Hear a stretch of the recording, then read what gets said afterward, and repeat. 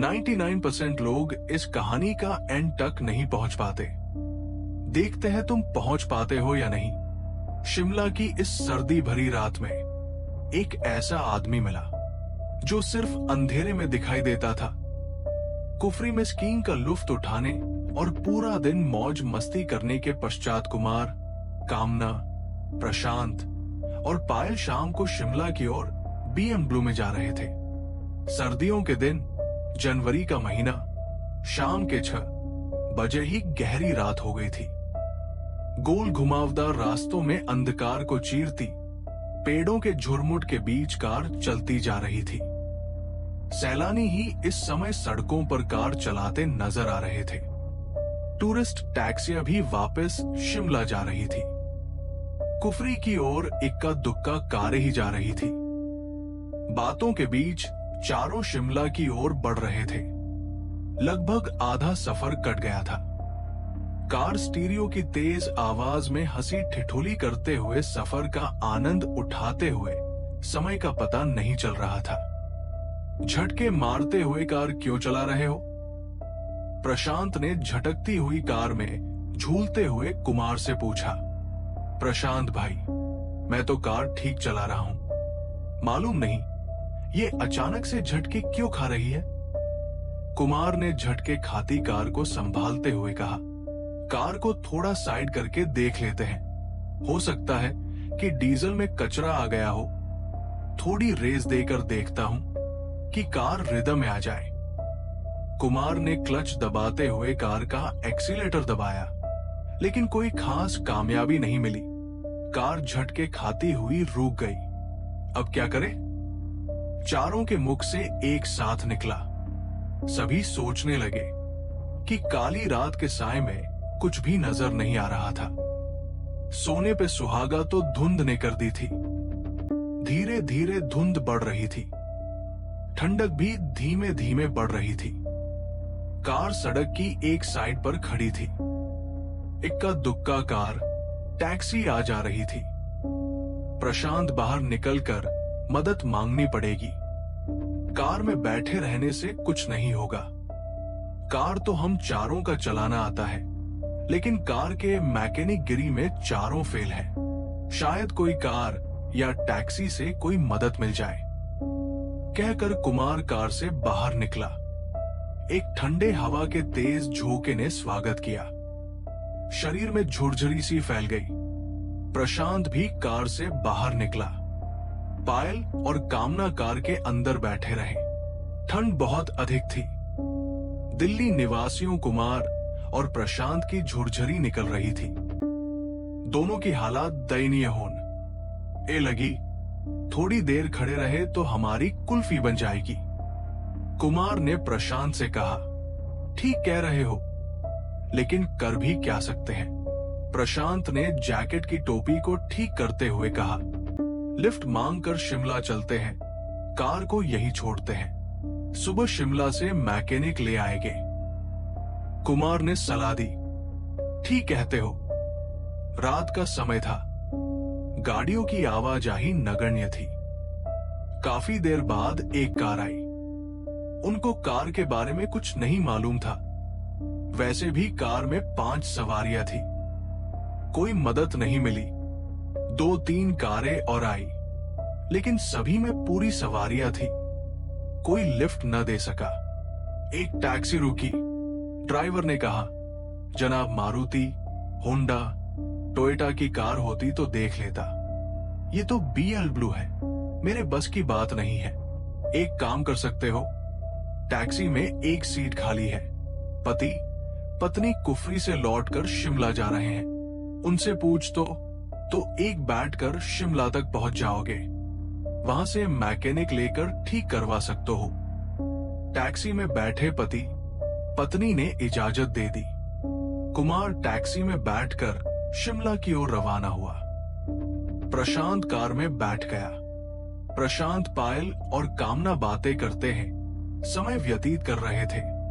धुंध बढ़ती जा रही थी। थोड़ी देर बाद प्रशांत पेशाब करने के लिए कार से उतरा। कामना, पायल कार में बैठे बोर हो गई थी। मौसम का लुत्फ उठाने के लिए दोनों बाहर कार से उतरी। कँपाने वाली ठंड थी। कार में बैठो, बहुत ठंड है, कुल्फी जम जाएगी, प्रशांत ने दोनों से कहा। बस 2 मिनट मौसम का लुत्फ लेने दो, फिर कार में बैठते हैं, पायल और कामना ने प्रशांत को कहा। भूतिया माहौल है, कार में बैठते हैं, प्रशांत ने कहा। प्रशांत की बात सुनकर पायल खिलखिलाकर हंस दी। भूतिया माहौल नहीं, मुझे तो फिल्मी माहौल लग रहा है। किसी भी फिल्म की शूटिंग के लिए परफेक्ट लोकेशन है। काली अंधेरी रात, धुंध के साथ सुनसान पहाड़ी सड़क, हीरो हीरोइन का रोमांटिक मूड, सेंस हुए सॉन्ग। कौन सा गीत याद आ रहा है? तुम दोनों गाओ। मेरा रोमांटिक पार्टनर तो मैकेनिक लेने गया है, कामना ने ठंडी आह भरकर कहा। तीनों हंस पड़े। तीनों अपनी बातों में मस्त थे। उनको मालूम ही नहीं पड़ा कि कोई उनके पास आया है। एक शख्स जिसने केवल टी शर्ट पैंट पहनी हुई थी, प्रशांत के पास आकर बोला, आपके पास क्या माचिस है? इतना सुनकर तीनों चौंक गए। जहां तीनों ठंड में कांप रहे थे, वही वो शख्स केवल टी शर्ट और पैंट पहने खड़ा था। कोई ठंड, डर नहीं लग रही थी उसे। प्रशांत ने उसे ऊपर से नीचे तक गौर से देखकर कहा, आपको ठंड नहीं लग रही क्या? उसने प्रशांत के इस प्रश्न का कोई उत्तर नहीं दिया, बल्कि बात करने लगा। आप भूतिया माहौल की अभी बातें कर रहे थे। क्या आप भूतों में विश्वास करते हैं? क्या आपने कभी भूत देखा है? नहीं, दिल्ली में रहते हैं, न तो कभी देखा है और न कभी विश्वास किया है भूतों पर। प्रशांत ने कहकर पूछा, क्या आप विश्वास करते हैं? हम पहाड़ी आदमी हैं, हर पहाड़ी भूतों को मानता है, उनका अस्तित्व होता है। उस शख्स की भूतों की बातें सुनकर कामना और पायल से रहा नहीं गया। उनकी उत्सुकता बढ़ गई। भाई, कुछ बताओ भूतों के बारे में, फिल्मी माहौल हो रखा है, कुछ बात बताओ। उस शख्स ने कहा, देखिए, हम तो मानते हैं, आप जैसा कह रहे हैं कि शहरों में भूत नजर नहीं आते, हो सकता है नजर नहीं आते होंगे, मगर पहाड़ों में तो हम अक्सर देखते रहते हैं। कहां से आते हैं भूत और कैसे होते हैं, कैसे नजर आते हैं? प्रशांत ने पूछा। उस शख्स के हाथ में सिगरेट थी। वो सिगरेट को हाथों में घुमाता हुआ बोला, भूत हमारे आपके जैसे ही होते हैं, वे रोशनी में नजर नहीं आते हैं। होते कौन है भूत, कैसे बनते हैं? पायल ने पूछा। यहाँ पहाड़ों के लोगों का मानना है कि जो अकस्मात किसी दुर्घटना में मौत के शिकार होते हैं या फिर जिनका कत्ल कर दिया जाता है, वे भूत बनते हैं। उस शख्स ने कहा, क्या वे किसी को नुकसान पहुंचाते हैं, मारपीट करते हैं? प्रशांत ने पूछा। अच्छे भूत किसी को कुछ नुकसान पहुंचाते हैं। अच्छा, मैं चलता हूं। सिगरेट मेरे पास है, आपके पास माचिस है तो दीजिए, सिगरेट सुलगा लेता हूं। उस शख्स ने कहा। प्रशांत ने लाइटर निकाल कर जलाया। उस शख्स ने सिगरेट सुलगाई। लाइटर की रोशनी में सिर्फ सिगरेट नजर आई। वो शख्स गायब हो गया। लाइटर बंद होते ही वो शख्स नजर आया। तीनों के मुख से एक साथ निकला, भूत। तीनों, प्रशांत, पायल और कामना का शरीर अकड़ गया और बेसुध होकर एक दूसरे पर गिर पड़े। अकड़ा शरीर, खुली आंखें, लगभग मृत्यु देह के सामान, तीनों मूर्छित थे। वो शख्स कुछ दूरी पर खड़ा सिगरेट पी रहा था। तभी वहां आर्मी का ट्रक गुजरा। उसने ट्रक को रोकने का इशारा किया। ट्रक ड्राइवर उसे देखकर समझ गया कि वो कौन है। ट्रक से आर्मी के जवान उतरे और तीनों को ट्रक पर डाला और शिमला के अस्पताल में भर्ती कराया। कुछ देर बाद कुमार कार मैकेनिक के साथ एक टैक्सी में आया। अकेली कार को देख परेशान हो गया कि तीनों कहां गए। वो शख्स जो कुछ दूरी पर था, कुमार को बताया कि ठंड में तीनों की तबीयत खराब हो गई। आर्मी के जवान उन्हें अस्पताल ले गए हैं। कहकर वो शख्स विपरीत दिशा की ओर चल दिया। मैकेनिक ने कार ठीक की और कुछ देर बाद शिमला की ओर रवाना हुए। कुमार सीधा अस्पताल गया। डॉक्टर से बात की। डॉक्टर ने कहा कि तीनों को सदमा लगा है।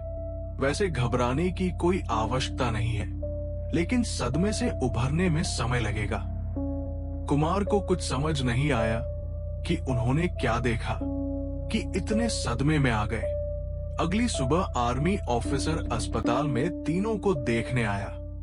कुमार से कहा, आई एम कर्नल अरोड़ा। मेरी यूनिट ने इन तीनों को अस्पताल एडमिट कराया था। कुमार ने पूछा, मुझे कुछ समझ में नहीं आ रहा कि अचानक से क्या हो गया। कर्नल अरोड़ा ने कुमार को रात की बात विस्तार से बताई कि वो शख्स भूत था। जी से देखकर तीनों सदमे में चले गए और बेसुध हो गए। वो एक अच्छा भूत था। अच्छे भूत किसी का नुकसान नहीं करते। उसने तीनों की मदद की। हमारे ट्रक को रोका और कुमार के वापस आने तक भी रुका रहा। शाम तक तीनों को होश आ गया।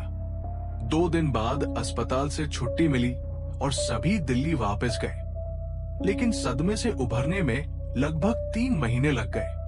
आज 7 साल बीत गए उस घटना को। चारों कभी भी घूमने रात को नहीं निकलते। नाइट लाइफ बंद कर दी। घर से ऑफिस और ऑफिस से घर, बस यही रूटीन है उनका। उस घटना को याद करके आज भी उनका बदन ठंडा होने लगता है। और ऐसी ही और भी अजीब और डरावनी कहानियां सुननी हो तो चैनल को सब्सक्राइब करो, क्योंकि असली कहानियां अभी बाकी है।